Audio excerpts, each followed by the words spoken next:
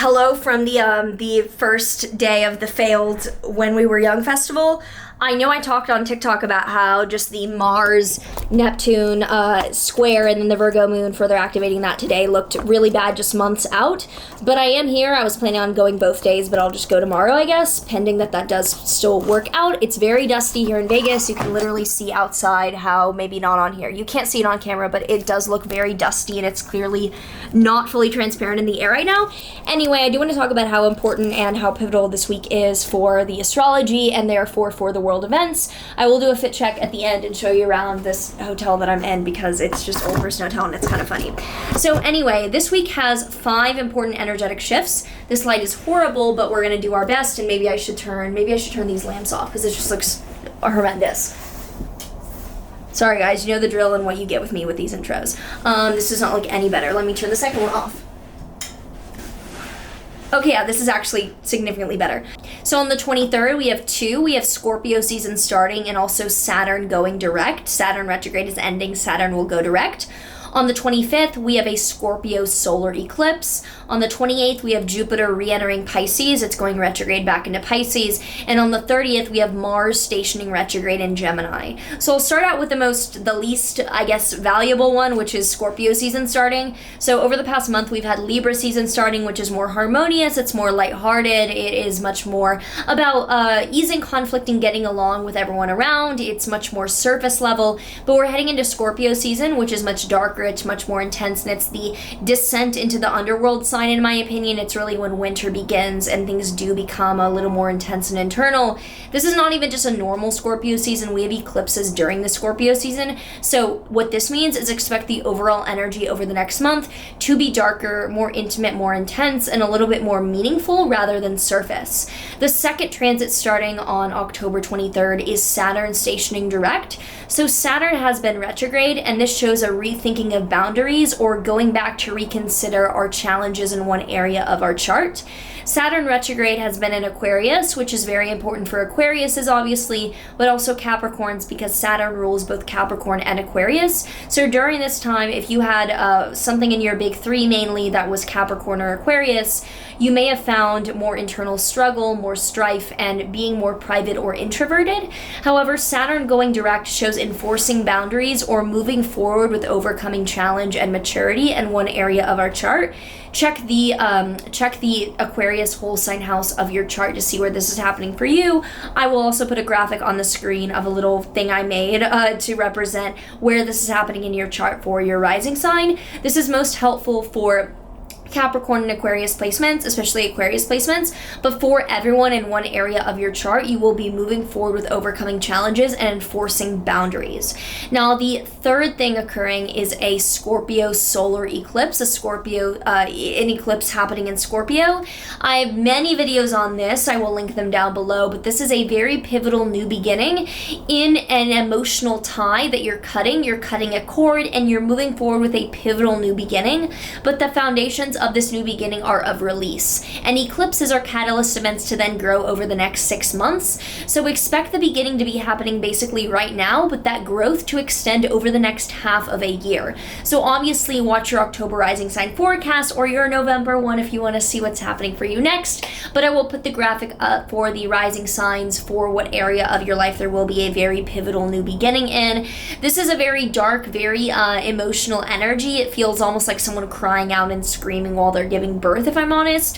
Having both Venus and the moon in signs that they are troubled in or debilitated in does show that emotional, feminine, more female-centered matters might also be challenged, which does lead me to expect some more like events around Iran and women there, and also possibly some women's issues in the US if there's something around midterms with Roe v. Wade possibly. It'll be activating some similar things as it did during the repeal announcement, so I do expect things like that to come up, but in your own chart do expect an emotional cord cutting into a pivotal new beginning taking place around October 25th. You're probably very aware of that by now as well because it's not like the exact day is as important as the entire period surrounding it. Fourthly, Jupiter is re-entering Pisces. Now, Jupiter is the planet of wealth, of generosity, of expansion. It is a very positive planet. It is growth-oriented.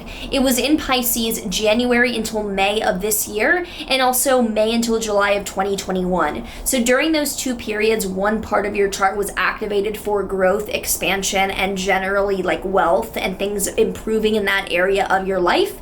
For example, it was in my 3rd house of content and creation and productivity on a daily basis, and I was putting out TikTok so fucking easily. I remember being in the Maldives when my Jupiter return was exact, because I have Jupiter in Pisces at like a late degree of Pisces. So during that time when Jupiter was right on it, I was getting out literally like 20 TikToks a day. I had so much to fucking say. Now I guess I'm just stuttering a little bit more, a little bit slower, but I'm still getting out a fuck ton. But you can look towards the Pisces house in your chart for where this is growing and completing this really positive transit one final time. It will be there over the next 2 months, and it will leave Pisces finally firmly at the end of the year. I think December 28th, although I could be wrong, the end of December sometime, this will end fully. The 5th and final, and obviously that's most helpful for people with planets in Pisces, but it will make positive aspects to water signs and mutable signs too.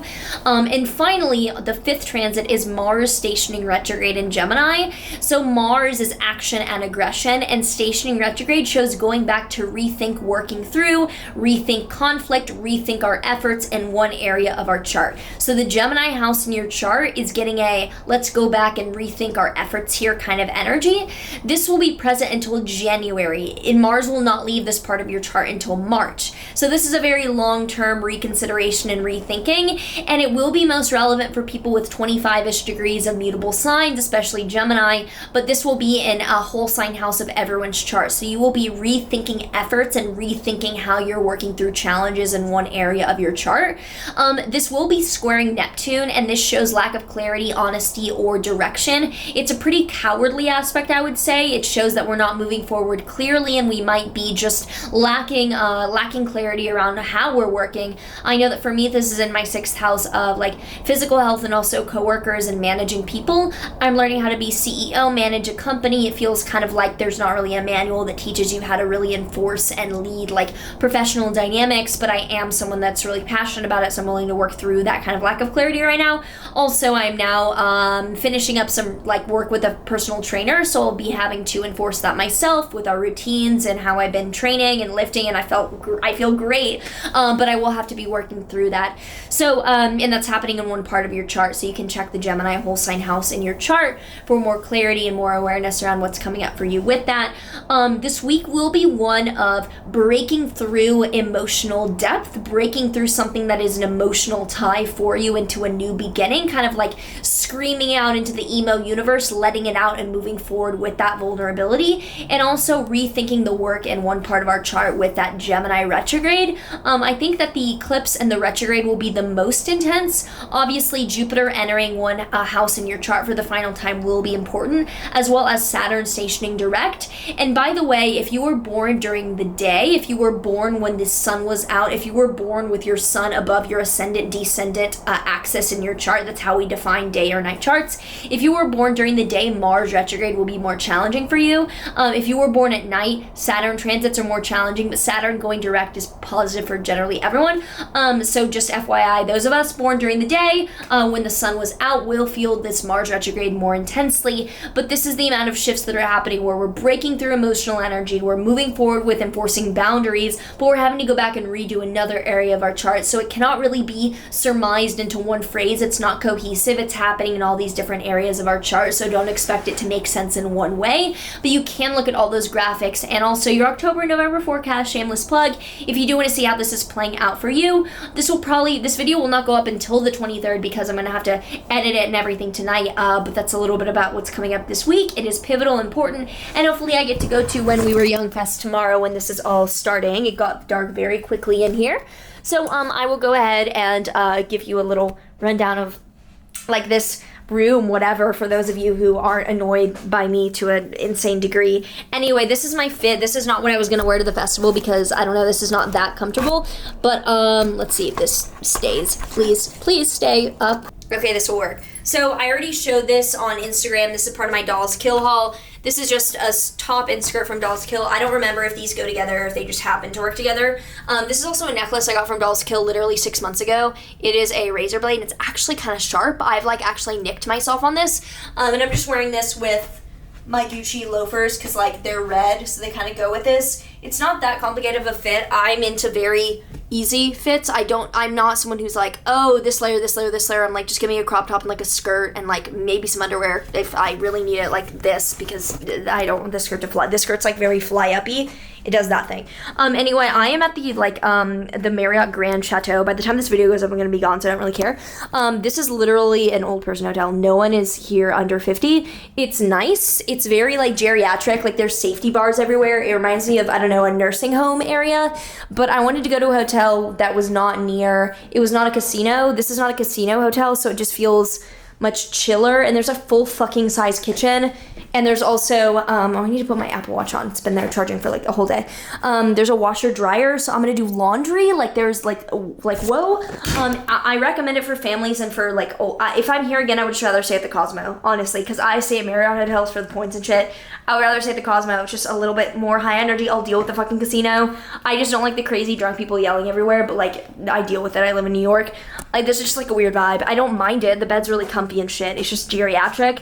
But anyway, I'm going to go out to meet my friend, the Crypto Wendy O. I hope some of you know her. Yeah, we're about to go hang, so I'm going to go see her. Hope this is helpful, and have an awesome week ahead.